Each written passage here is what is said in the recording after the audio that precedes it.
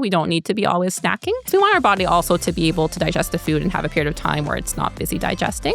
So every 3 to 4 hours is usually what's recommended. Yeah. That's interesting. What is perimenopause? We're born with the number of eggs that we're going to have, and then the eggs reduce over time. And then we reach a point where we don't have many eggs left. And then over time, eventually, it stops, right? We are out of eggs. How crazy is that? We don't know this stuff. No, we're not taught this stuff.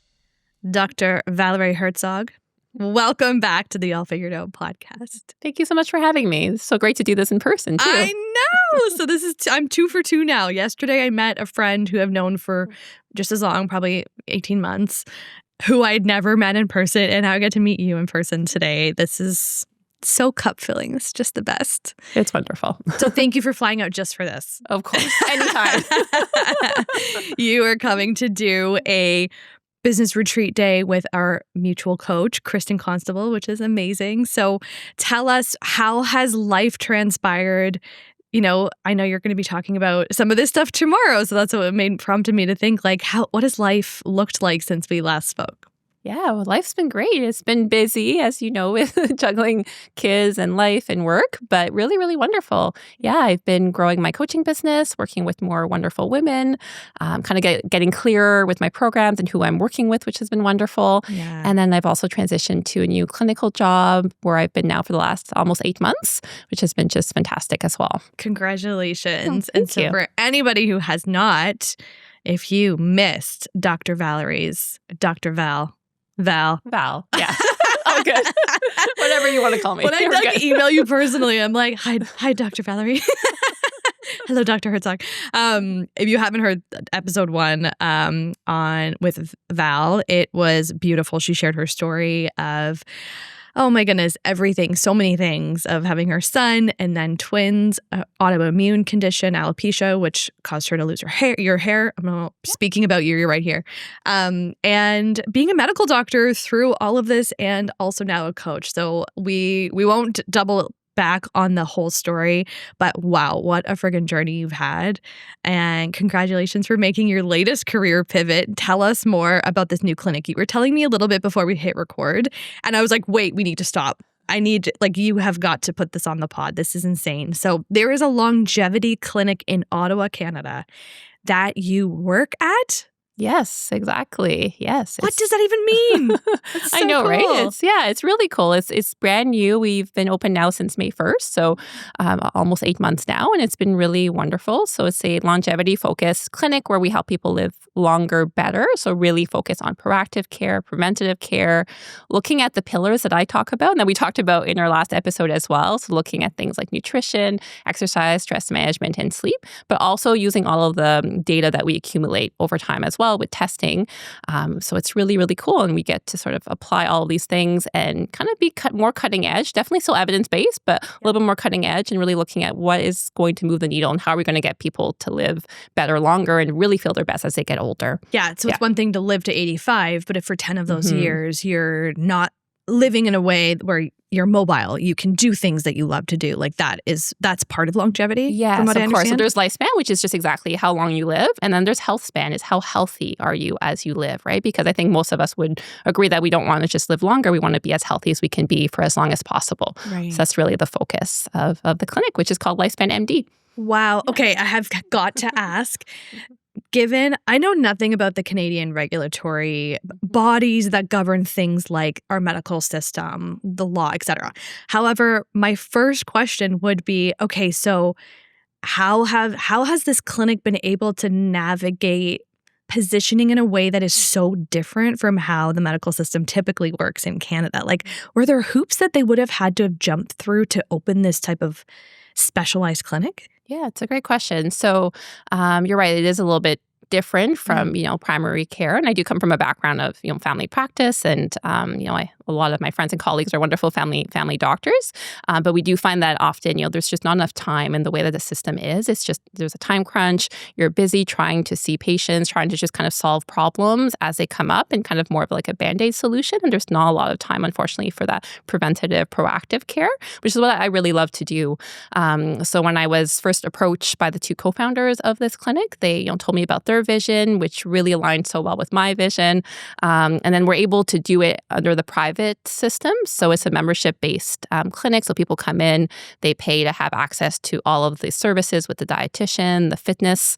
We do all sorts of different testing as well. And we have a lot of different services that just aren't available in the public system, unfortunately. Yeah. So it's almost like what is it called? Like paramedical services that you would have access to, say, under your benefits plan with work. So all the things that are like you could talk to a dietitian, you could talk to a counselor and things like that. So what you're kind of doing is you're bringing it under one house.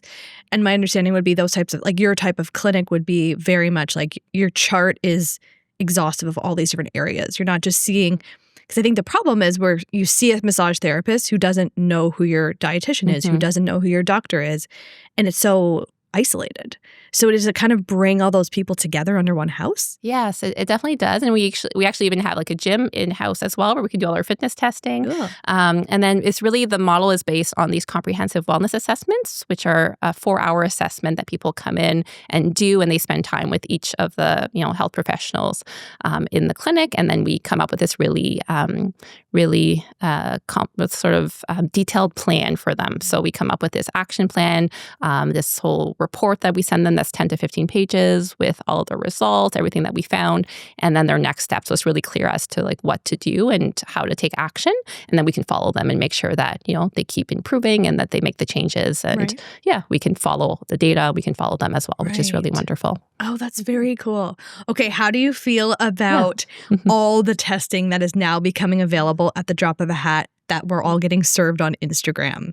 So things like, I don't know, I can call out brand names because there's no affiliation here, but say something like Prenuvo or I don't even know what that is, but I have been getting, and now we're going to get more because our phones are here, but those Instagram ads for it's like a huge CT scan in the ad, and it's like, don't you want to know about like what's inside your body? I don't know. It's a little fear-mongering. Yeah. Okay, I don't actually know if it is, but that's how it lands with me. What do you think about like how much testing is now being done? Is too much information ever bad?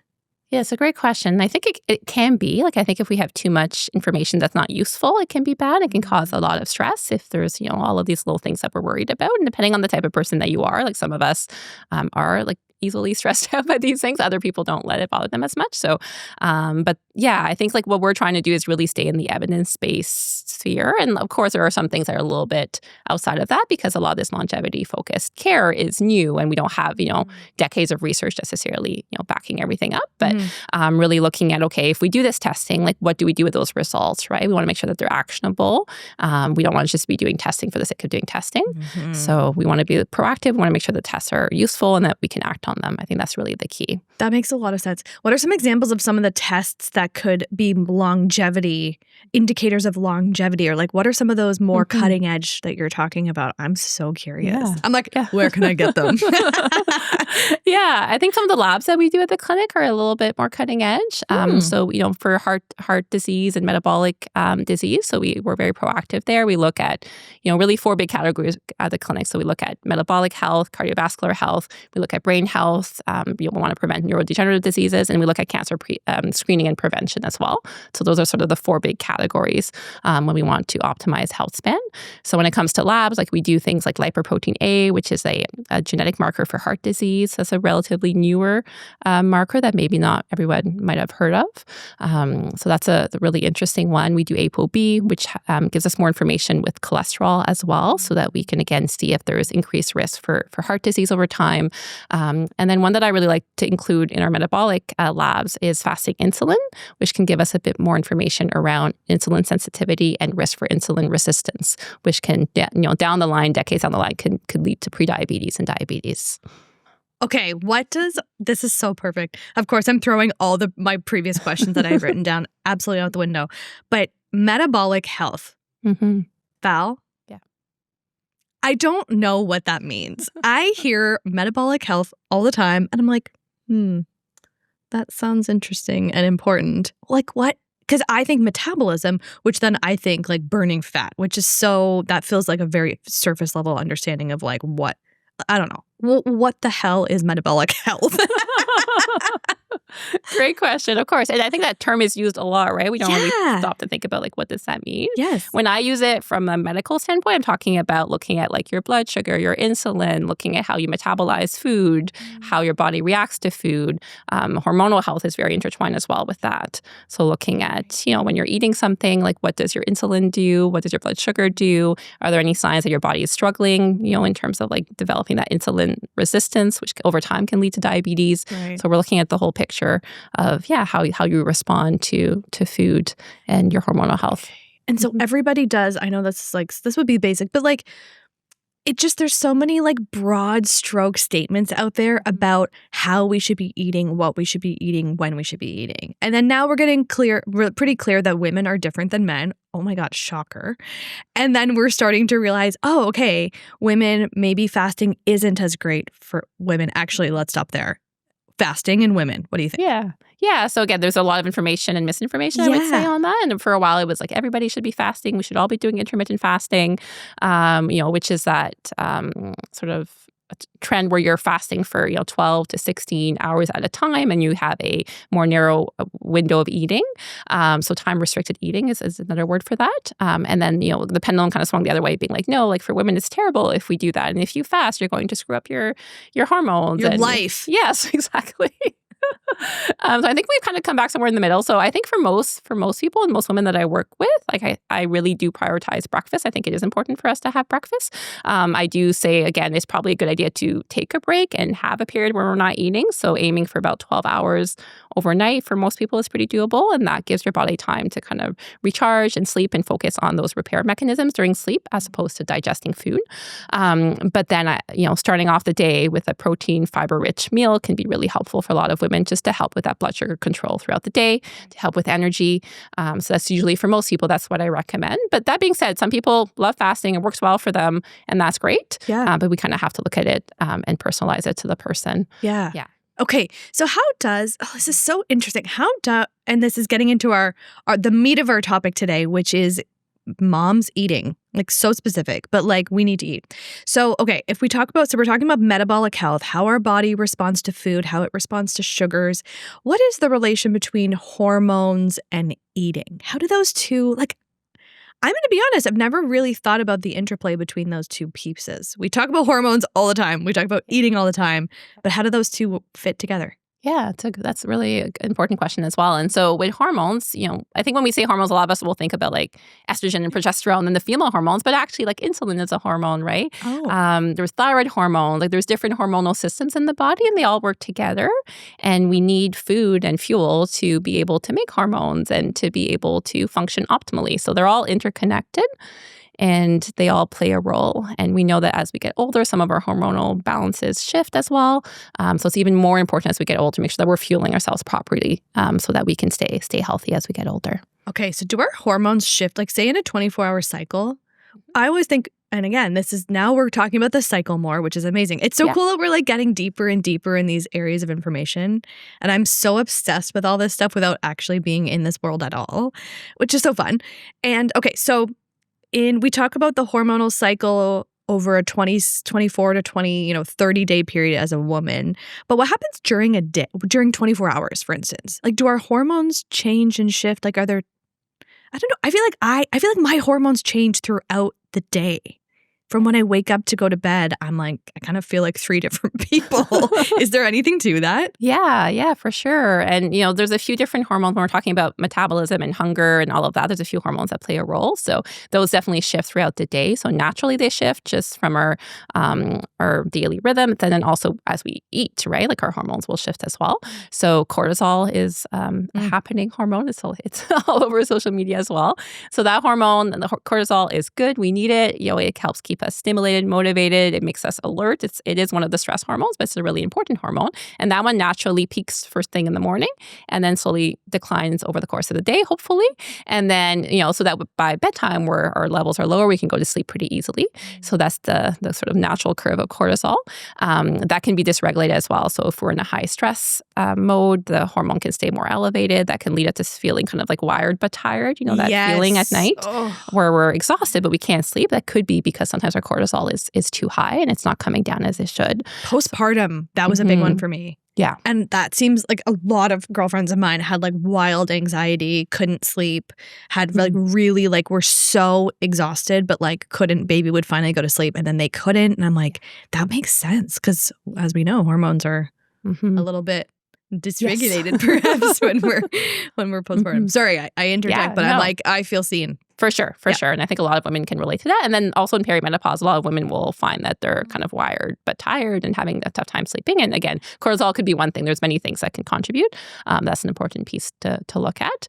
And then there is, insulin, which is our hormone that is released when we eat food. So it helps us to get our blood sugar back into the cells so that we can use it for fuel. So insulin naturally will go up and down throughout the day. So when we eat something, it will go up to help us deal with the blood sugar, and then it should come back down. And we want to try to avoid those really large peaks and valleys because that's what can make us feel kind of hangry. Yes. Can lead to cravings, irritability. So we want to kind of have like nice, smooth curves throughout the day as much as possible. So that's a really important piece.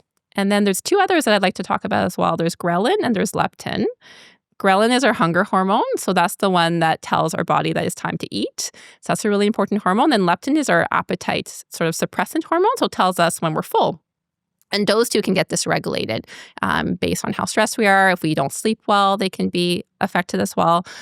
So they also play a role throughout the day. I am just eating this up. I could talk to you for hours, and you're so knowledgeable, and you have such a good way of explaining things to like the average person. And oh my gosh, thank you. Oh, this is so fun. Okay, can I ask you a question? Of course, yeah. Free advice. Yeah. I personally, so there's some people that I know who, when they're stressed, they get really hungry or they're craving like, whatever, carbs and just like, all the things. When I'm stressed, I can't eat. So when my husband was in the hospital, that whole story. There's a whole podcast episode on it, but I was also pregnant. So I was really forcing myself to put something in my body, but my appetite is gone. Is that like a dysregulation because of stress that's like impacting the leptin? Yeah. So definitely. And people will react differently to stress. So some people will tend to overeat, and it's sort of the opposite end of the spectrum. And other people like you will feel just like no appetite at all, and they're just cannot eat at all. And I think it's just the way that your body responds to stress, and it's a bit of a survival mechanism. It's just like your body's like, I don't want to focus on food right now. I've got too much else to focus on. Yeah. And so definitely it causes this imbalance of the hormones. And What does a balanced hormone... Okay, what are the signs that let's start with the positive, that someone's hormones are doing what they're supposed to and they're working with them? What does that feel and look like? Yeah. And again, there's many different hormones, so it would sort of depend on, if we're talking more around the hormones that deal with food and appetite and metabolism, we'd expect somebody to, overall have good energy throughout the day, feel sort of mentally sharp, like able to focus, they're not feeling too irritable, mood is pretty good. Yeah, overall, just able to get through the day without too much trouble. Right. Getting hungry at regular intervals, but not, starving all the time, feeling full relatively easily as well when they eat a good meal. Right. Eating and being like, wow, I feel satiated. I'm going to stop. Exactly. And then being 2 hours later, being like, oh, I'm a little bit hungry versus like, I'm starving. I'm a ravenous animal. Right. Okay. Exactly. How often, is there any research saying, as women, I know you specifically work with women kind of in their 30s, 35 plus, et cetera, which is totally this audience. Is there research on how often we should be eating? Kind of like a baby, how it's like every 2 hours. Right. Feed them whatever. Like, right. Is there anything on that? Yeah. And again, everyone's a little bit different. But for the most part, like I usually say every 3 to 4 hours we want to be having something. Probably don't need to eat every 1 to 2. Like that's probably too often. Like we don't need to be always snacking. Yeah. Okay. Because we want our body also to be able to digest the food and have a period of time where it's not busy digesting. So if we're always eating, it's kind of a bit of a stress on the body because it always has to be doing something. So every 3 to 4 hours is usually what's recommended when you look at the research. And and that's, that means pretty much like 3 meals a day for most people. Oh, right. Yeah, of maybe course. with a snack in there at some point, Yes, but not 'cause if you're necessarily. awake for just a bit over 12 hours, but you're allowing yourself to say start your non-eating window at 7 or something like that. Yeah. 7 till 7. Okay, that makes sense. See, I know that we don't always want to play by hard and fast rules, but just guidelines are kind of nice. I know everyone shits on the Canadian Food Guide. However, it's a guideline. Right? Guidelines are kind of nice to give you this ballpark. It's like our conversation last time we talked about sleep. And you said, between 7 and 9 hours is the ideal. And that's what the research shows. I just loved that part of when you talked about sleep, because you're we talked about the person who says that they can survive on 5 hours. And you're there are people who function very well on 5 hours. However, what the research shows is from a longevity perspective, are they doing really well? Maybe not. Is it impacting them in that long-term sense? I just feel we're so obsessed with these short-term quick wins right now. And I'm raising my hand in that too. But I love your approach in really thinking about, okay, how is this affecting your mood, your irritability, your parenting style right now? Those are good symptoms and signs. But I just love that reminder of what is this doing to future you? Where is that? How is this impacting your 60-year-old self? And what have you. Now, we've got to talk about perimenopause. Yeah. Such a hot topic right now. It is such a hot topic.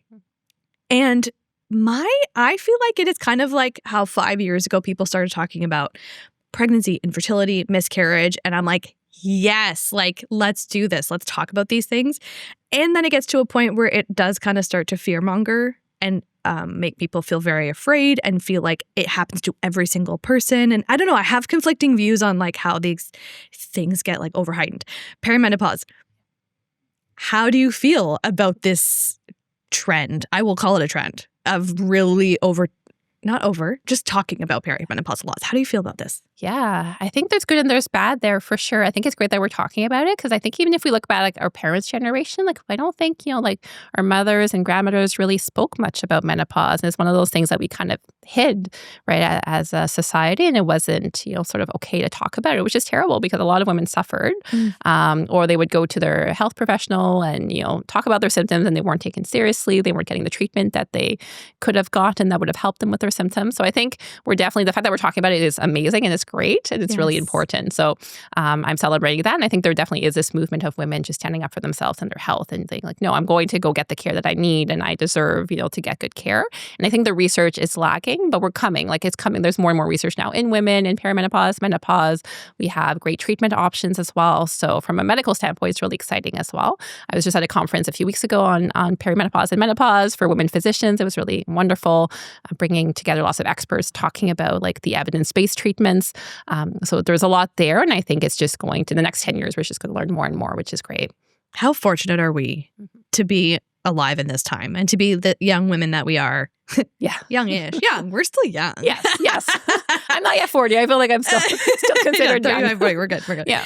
But it's so incredible how I just feel very privileged that to be this age at this time where everything is coming, all the chips are on the table, which is so cool. What are some of the contraindications of excess information in this space, perimenopause particularly? Yeah. I or think menopause as well. Yeah. And I think what you were saying around fear-mongering, I think a lot of women now were just out of the childbearing years, oh my gosh, perimenopause is coming. And there's this fear around what does that mean for me? And, just from my own clinical experience, some women will go through perimenopause and barely have any symptoms, and other women will have, pretty severe symptoms. So it's a spectrum, and we don't really know how it's going to go for us until the time comes. Yeah. We can look at, family history, looking at mothers, sisters, aunts to get an idea. But for most of us, we'll only know once we get to that point. And when it happens also, there's this huge spectrum in terms of, when symptoms will start for somebody and can last, 10 years or more. So it's really hard to know.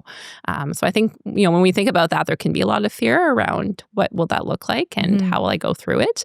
And I think there's the other piece is just misinformation, right? And it's an industry, it's a huge industry. So just trying to sell products and things to women that aren't evidence-based as a way to make money, which is unfortunate, but kind of the reality that we're in right now. Can you spill the tea again? I love asking you questions because you're the kindest person I think I've ever met. And you're like just so politically correct. But what are some of them that you've seen that you're like, okay, this is a bit much? Well, what's out there? Yeah, I think supplements, like in general, there aren't really supplements that are indicated for menopause or perimenopause. Like there's no ones that actually work if you look at the evidence. There are supplements that are useful. I don't want to say things like vitamin D and iron and B12, and we can talk more about that. But in terms of specifically for menopause symptoms, unfortunately, we don't have good evidence that any of the supplements really work. Because it would be person dependent, right? It would be depending on your makeup and do you need more magnesium? Do you need more of this? Right. Versus they're trying to say, oh, in this bottle is like the cure to your perimenopause. Exactly. Yes. Ugh, yes. Creepy. Yes. Yeah. It's like all of that stuff is so weird. You go and it's like this like multivitamin for men over 50 or like for women over this or women. It's like, okay, sure. Prenatal because it has the folate you need or whatever. But other than that, I'm like, oh, really? Like, I love a multivitamin. Yeah. Oh, okay. Interesting. Okay. This is my next silly question, but this is why this is called I'll Figure It Out. We're figuring this out. What is perimenopause? So my question, I'm asking this because it feels like it's over your lifetime, your hormones ebb and flow and shift. Why is it that we've given this particular period a name? Yeah. So it's really, there's sort of that period of time during our reproductive years where, our hormones will predictably shift throughout the month. And that's how we have our cycles, we have our periods. And then we reach this time where our bodies are changing, right? And, as a woman, we're born with the number of eggs that we're going to have. And then the eggs reduce over time, and then we reach a point where we don't have many eggs left, and then that causes fluctuations in hormones where the body is working really hard to release the eggs. We can have fluctuations in our progesterone, estrogen, and then over time, eventually, it stops, right? We are out of eggs, we reach menopause, which is really just that 1 year without a period, and we are now in the post-menopause phase of our lives. Come on. So it's when you're Val, I didn't know any of this. How crazy is that? We don't know this stuff. No, we're not taught this stuff, right? Unless you're, in the medical field or in the health field. It's not something that's common knowledge. And did you even learn a lot about this in medical school? Be honest. No, I did not. No. Women's health in general, I did not learn a lot, especially around perimenopause and menopause. I know so many of the studies used to just be done on like the university-aged young men who were like going to do the trials, right? Right. Oh exactly, my God. Yes. Okay. So it's a depleting of the eggs, and then your body's like, wait, but there's no eggs here to release. And that's what's going on. That's the indication back to the body that like, okay, we're starting to transition into this phase where we don't need to be dropping these little eggs anymore. Exactly. Yeah. Yeah. On the high level, that's basically what's happening for sure. It's complicated when you get into details, but it's a good way of looking at it. And just like, we're moving out of those childbearing sort of reproductive years into the post-menopause. Okay. And then menopause itself, is it one instant in time, like 1 second in time? Yeah, it's exactly that. It's like one day. It's the way that we define it medically is 1 year without a period. Right, which indicates that means that you have not had any eggs, ergo at some point in one moment of time you hit menopause, in which case after that is post-menopause. Exactly. It's funny because we grew up like thinking menopause is this 5 to 10 year period. The whole thing is menopause. Perimenopause is what we're thinking of there. Yes, the whole thing is perimenopause. Okay, now let's switch gears and talk about food. Mm-hmm. What are the trends that you saw? I want to ask you, what are the trends that you saw in 2025 that were interesting to you, being in this space, being on Instagram, being, a coach and everything like that? What are some of the trends that you're like, oh, interesting, like this is what I saw a lot of in this year or heard from clients? Yeah, I think protein. Like, let's talk about protein. I think that's like the number one thing right now that's trending. I think it's, we've swung completely like the other way with the pendulum again, where it's like so much protein. We need like a ton of protein. Protein's amazing, which it is. Yes. But sometimes we can also, kind of focus too much on protein and forget about other things that are important, like fiber and, vegetables, fruits, whole grains. Like those are also important and part of a balanced, plan in terms of our nutrition. So protein's a big one. I don't know if they're like, I feel like that's been the major trend lately. I don't know if I've seen that many other, I don't know if there's any that have come up for you. No, that was the one. But you know what was funny? I remember at the beginning of the year, I was listening to, what was it? It was probably, I don't know, some podcast for sure, since I am obsessed with podcasts. And the person said, mark my word, 2025 is going to be the year of fiber. And I feel like it didn't have its moment that I thought it was going to have because protein's been like really hyping up for the past 2 years-ish. And I thought, I totally thought fiber was going to like really hit. Did you find that it was like... Yeah, I remember hearing a little bit about fiber at the beginning as well. And like I always talk about fiber. I think it's super important, but protein is still sort of taking over. Yeah. Okay, interesting. Okay, protein. Why do we need it? Like, what does it actually do? Yeah, so protein is one of the macronutrients. So there's 3 main macronutrients that we need in our bodies. So protein, fat, and carbohydrates. So we need all of those. They help us, just to sustain our energy. Our cells need those building blocks and materials. Proteins contain essential amino acids which our body uses, and we can't make ourselves. So that's why it's important to consume protein. That's interesting. Yeah. Okay. Yeah. And then protein is really important also when we look at muscle and building muscle and strength, right? Like protein is needed as well. And what is it what does protein have to do with muscle in particular? It helps us to build muscles. Okay. So if we don't get enough protein, it can be hard for us to maintain our muscle mass and also build muscle. So it's almost like a fuel into the muscle. So like you're training, but you're not eating enough protein, so your body doesn't have what it needs to make the muscle? Yeah, exactly. Okay. And really, when we're looking at muscle, there's 2 main stimulus. So you need to actually, look at progressive muscle overload, where you're putting enough, effort so that your muscle is stimulated and grow. And then you also need the building blocks to grow the muscle, which come from protein. Ooh, okay. Progressive muscle overload. Yeah. Is that what you said? Yes. Yeah. Okay. Yes, yeah. And that's when you're upping the weights. Exactly. You're not just using the 5-pound weights. Exactly. Weights, repetition. You're just putting more stress on the muscle because if we're always doing the same movement at, the same weight, same number of repetitions, our muscle will just stay the same and won't be stimulated to grow. So we need to be putting extra load.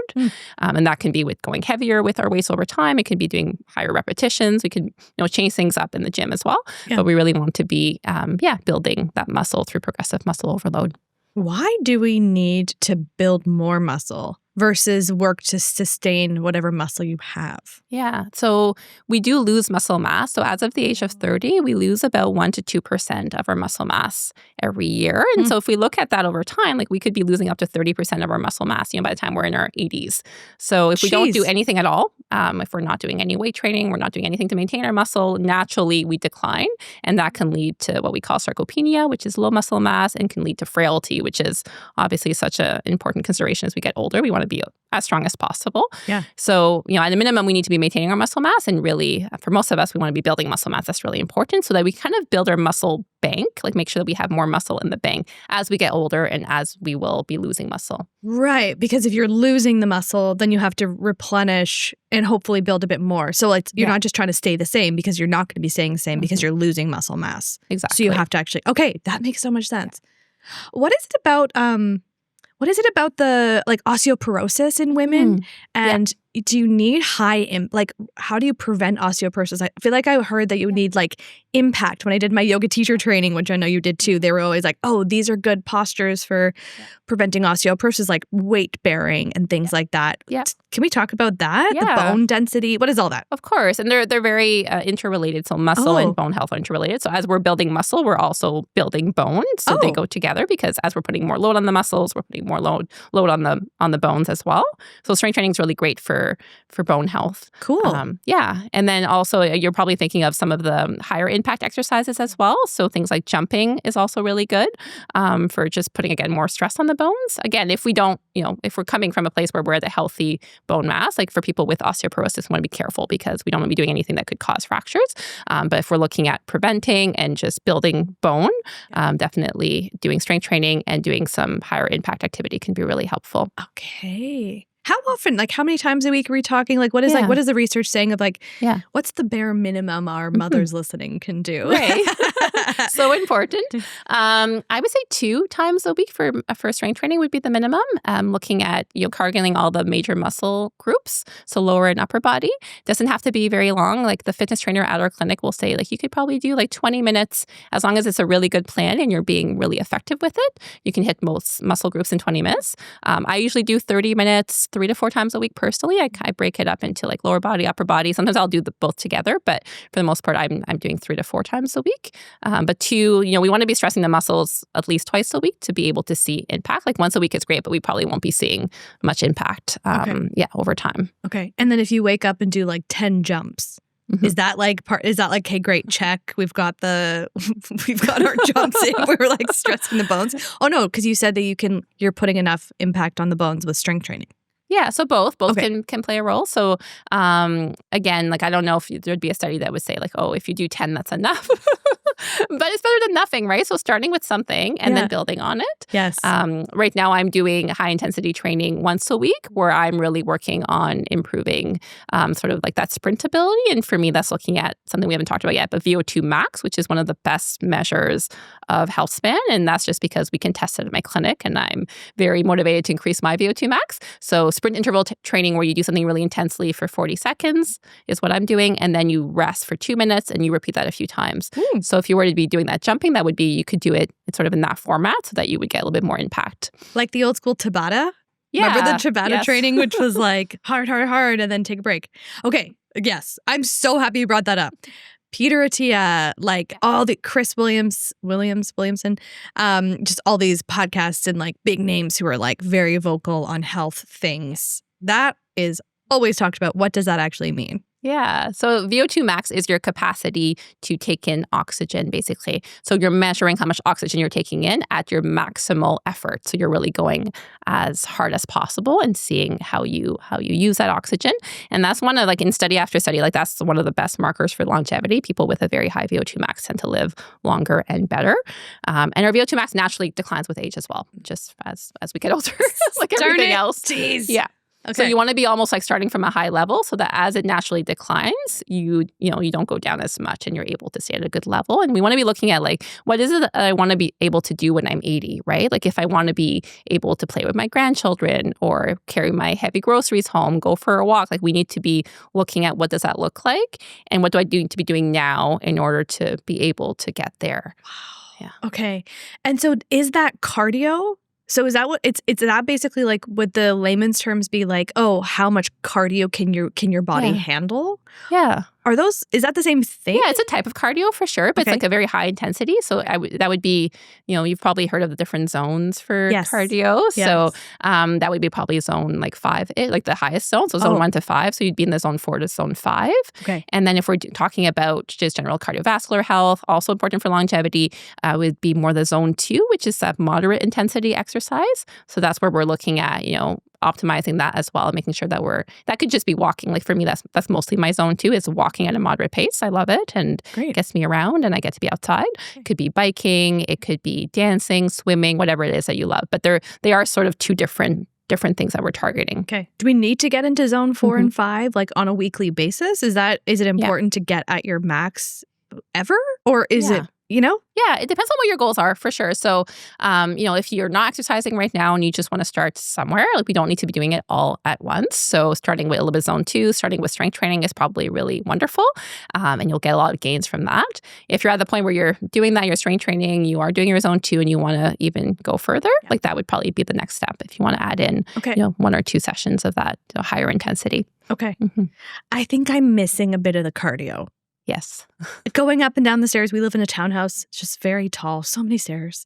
And I'm just up and down the stairs. And I'm like, I'm doing 3 times a week strength training. I do Pilates, reformer Pilates once a week. I'm like, I'm doing all the things. However, I definitely haven't been prioritizing like my cardiovascular health. So for me, that would be the next layer would be like maybe just incorporating that, getting on the spin bike. And it doesn't have to be these like hour-long things, right? No. Yeah. Okay. No. And you're probably like, if you are strength training, like I don't know how intense you're going, but you're probably getting some cardio benefit from that as well. Like if you're lifting heavy and doing that. Yep. And then, going up and down the stairs, walking throughout the day, like those add up as well. Okay. So that is good. But if you're wanting to look at more sustained cardiovascular exercise and even adding in like 20 minutes, a couple times a week, it doesn't have to be 2 hours at a time. Right. Yeah. Okay. Yeah. Okay. We got to get into underfueling. This is such a thing that I have personally, I can only speak on behalf of me, not women everywhere, but I have found this to be such a weird part of motherhood that I didn't expect or I didn't know. And my children are 4 and 2. And it's almost like more recently I've been just noticing that I'll go feast or famine. And then when I'm in my famine, it is around 3 o'clock. I get anxious. I get irritable. I am the worst version of myself. I'm like, what is wrong with me? Like, I'm questioning life. I'm like, something is up. And so when you sent an email in your newsletter, which is a fabulous newsletter, you were talking about fueling your body. You were talking about protein. I just replied, let's talk about this on the pod. And you're like, sign me up. And we understand why it's happening. Parents are freaking busy. This is a population, this audience here, they're working parents. There's so much happening. What are, like, if we were to be like, okay, this is the risk of underfueling, not eating enough, not fueling yourself in the right, like, what are the risks there? Yeah, no, it's such an important topic. And I think as moms, as parents, like we that's the default, right? We're always taking care of other people first. Like we will make sure that we feed our children, and then often we'll forget to feed ourselves, and we'll just grab whatever's left over right on the table. The crusts. Exactly. I had a client recently be like, I just had crusts for breakfast. And we don't even realize we get to lunchtime. We're like, oh, wait a second. Like, this is why I am starving and why I'm in a bad mood, right? So it's easy to put other people first. And then there's a time piece as well. Like we're busy, and it's hard to prioritize ourselves and figure out what to eat. And the mental load, I think, too, plays a role. Like there's just so much on our minds. But yeah, I think like over time, if we're underfueling, like you described, right, we're not feeling great. We had those energy dips. We feel irritable. We're maybe not getting enough nutrients to support our body and our body functions, our hormone health, like we were talking about before. If we're not getting enough protein, potentially too weak, our muscles, as our muscle mass decreases, we're not getting enough to sustain. So lots of downsides over time, and just really not feeling our best. And can lead to even, down the line, if we're really underfueling, potentially chronic illness and other things too. But hopefully not. Yeah. Is there something about weight gain and like this like weird reverse or inverse relationship where it's like to be underfueling constantly and then working out and then like you're disrupting your hormones? Can that lead to, not to make this about like a weight loss episode, but just like, you know, like that midsection weight, or just like that when you're like, this doesn't make sense that I'm gaining weight. Yeah. Are those related? Yeah, they can be. And like when we talk about stress hormones as well, like whenever our stress hormones are high and they stay high, because really optimally with the stress cycle, you want to be, it's okay if we have surges of stress hormone, but we want to be able to bring those back down and complete that stress cycle. Right. So if we're always in this chronic state of stress, like our body goes into survival mode. And if we look back, evolutionary, like our bodies would be wanting to conserve, right? If there was stress, we wouldn't be wanting to lose weight. We wanted to conserve our weight because we wouldn't know when our next meal was going to be. And, so the priority wouldn't be to optimize health and to lose weight. It would be to conserve and to try to stay in that protective state. So, definitely there's some research around that as well, where if we're underfueling, if we're stressed, if we're not sleeping enough, all those things make it harder to lose weight. Oh my gosh. Oof. Yeah, that's okay. This all makes a lot of sense. This makes sense. So how can we fuel? You're so good at giving like rules of thumb and just like things to think about, visuals. What are some of the tips that you'd be giving to this audience who are working parents or just parents who are busy? How can we do this in a simple way? Yeah. It's all about simplicity, because if we try to create these complicated systems and plans, it's just not going to work, especially when, you have a kid that's sick and, life throws unexpected things your way. So I would say start with one thing. So protein's a great place to start if you're not sure where to start. And I would say start with protein at breakfast, making sure you're getting, 30 gram-ish of protein to start your day. That's a really good way of fueling yourself. I would also include fiber with that. We want to be aiming for about 25 grams of fiber per day as women. So including, 5 to 10 grams of fiber in the morning, including your protein. And that can look like, it could be Greek yogurt. I love Greek yogurt. With chia seeds or flax seeds and hemp hearts and some fruit. So that's not a very complicated breakfast. It could be a smoothie. If you like smoothies, you can throw in some protein powder in there, throw in the chia, the hemp, the flax, whatever fruit you like, even throw in a vegetable in there too, if you would like, for extra fiber. And it could be, like scrambled eggs are great, adding in some egg whites for extra protein, or tofu scramble. Doesn't have to be very complicated. I love overnight oats as well. And I usually, for those, I'll add in all of my things. I'll add a scoop of protein powder sometimes in there too, just to up the protein. Yeah. So that's a really good way to start the day. Okay. So breakfast. I've been digging, I'll add in what things that I've been liking as I've been on this journey. Like breakfast sausages. I don't know if that's like too high in fat, but there's like, I don't know, there's sometimes It's funny. For me, I actually find, and this goes back to the personalized approach to it all, versus like, what do you crave? Like, I really do. I would rather eat a bigger breakfast and lunch and a smaller dinner. Like, my body just doesn't really want that. Like, I'd actually rather have like steak in the morning than I would a steak at night, which is so funny. But like, that's for me is like, okay, how can I have some leftover meat or potatoes from the night before and make like a hash? Yeah. And just like warm it up in the microwave or fry it up or something like that. That's wonderful. There's no rules. Like you can have dinner for breakfast. Like why do we make these rules around like breakfast needs to be sweet or needs to be eggs? Like it can be anything you want. And in different countries in the world, they don't have cereal. They don't have those breakfast foods where they just eat like they would any other meal. Yeah. When we were in Peru, we were in this tour and we were with this group of people, and there was this hysterical French woman that I was sitting with at one point. I think we were eating breakfast together, and she looks at me, and she was kind of in that like stereotypical French way. She was like looking at me as I'm eating, like putting some jam on my toast or something like that. And she's like, oh, in France, like, you don't have sweet in the breakfast. You don't have it until at least 11 a.m. or something like that. And I was like, what? And then we were like laughing, and she was explaining. She's like, yeah, we do savory in the morning. Like, you would never have something sweet typically in the morning. You would have like your pain au chocolat, like, okay, you're French. I'm like butchering that. No, that was great. You would have that in the afternoon or for goûter. Like, you would have it like later on. And I was like, and it's just stuck with me. I'm like, oh, that's so interesting. And I do crave salt in the morning, which we understand electrolyte things are happening, replenishing your salt, perhaps. Yeah. And your minerals. Yeah. So, very interesting.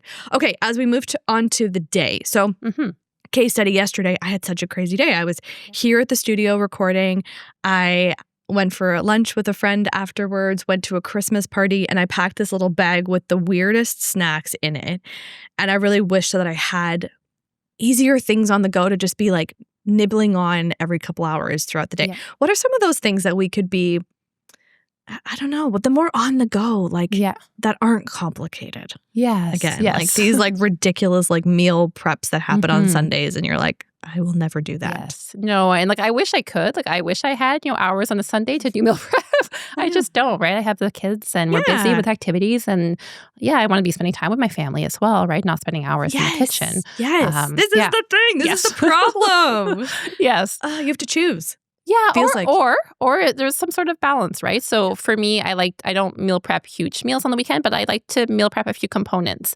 So if we're cooking something for dinner on Sunday, if we're making salmon, for instance, I will make extra salmon that I can then use in a lunch, right? Or use for a meal later on in the week, or cooking up. So usually I like to cook a protein. So whether it's chicken or salmon or tofu, whatever protein you like, and then some sort of vegetable as well. So whether it's just prepping, cutting up some veggies, I also like to do sheet pan roasted vegetables. So if I have the oven already on, I'll throw in a sheet pan of vegetables, and then I can build like a bowl or a salad or throughout the week. So having those components in your fridge makes it a lot easier to build healthier lunches and dinners.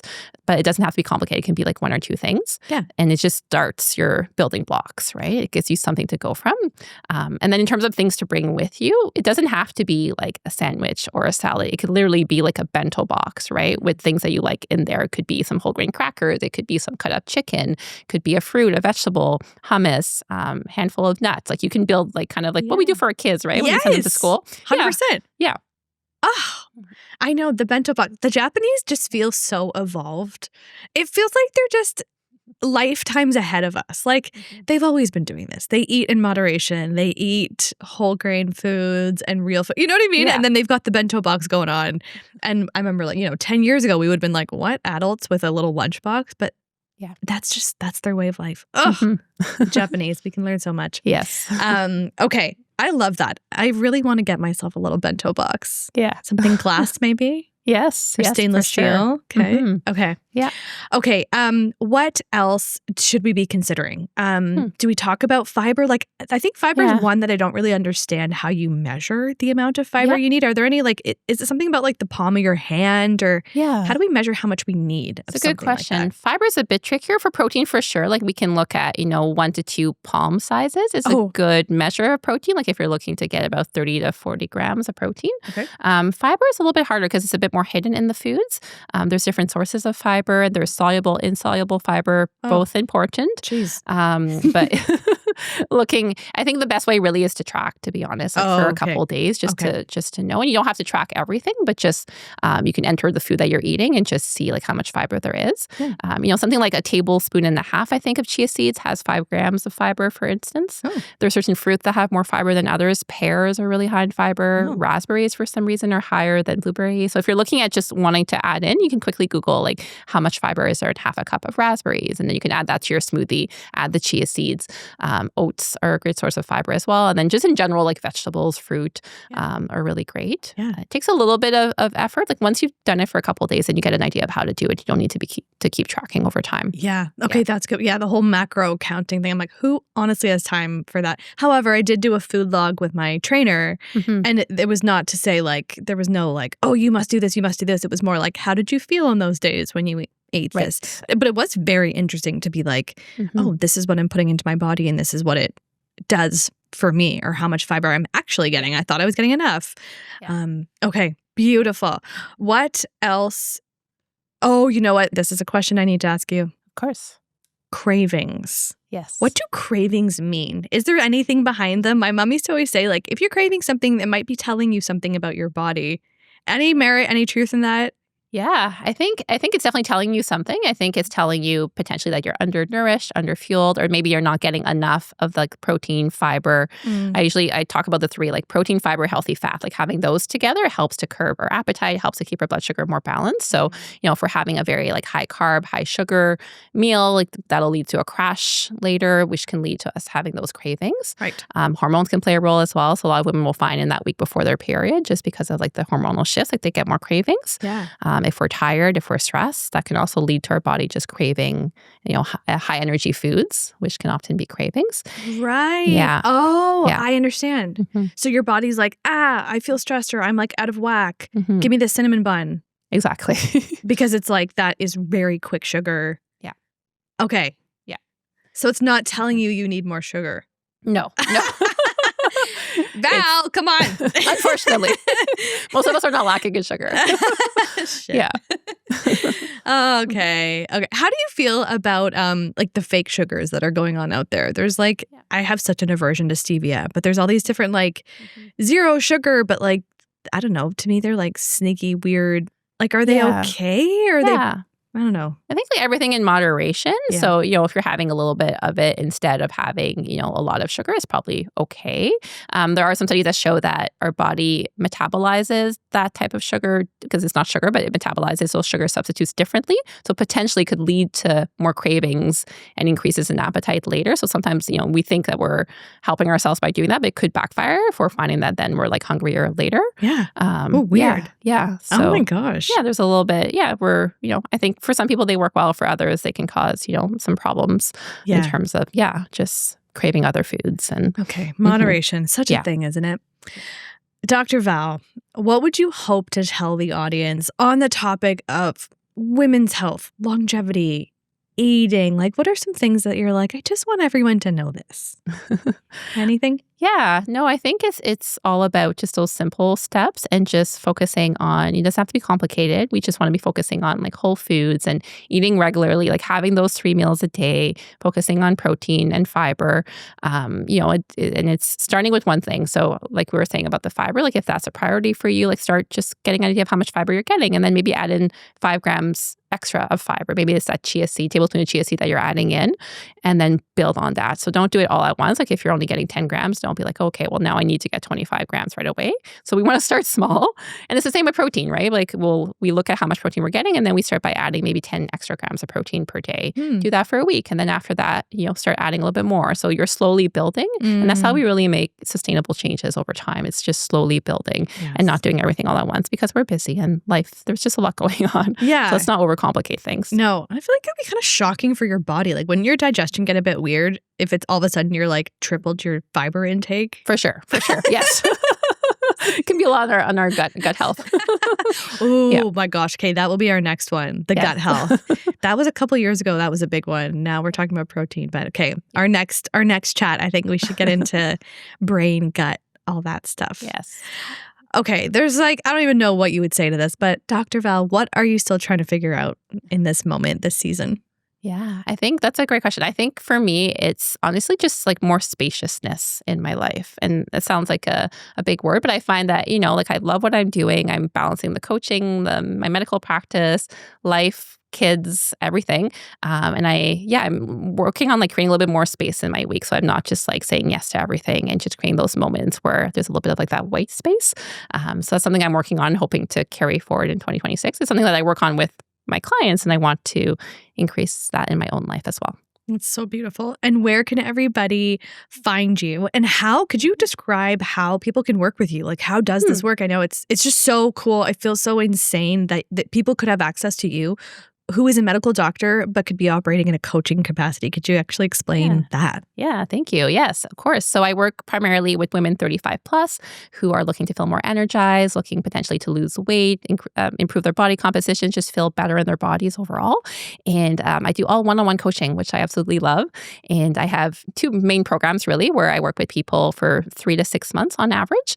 And they can find me on my website. I'm on Instagram and LinkedIn as well. I love to just connect and chat. And I always love to just talk to people, see what's going on, and helps provide some solutions. Yeah, beautiful. And what could they expect? So they're working with you for 3 to 6 months, and they've depending on their goals, say it is stress management and maybe like a bit of weight loss or something in that realm, or gaining strength.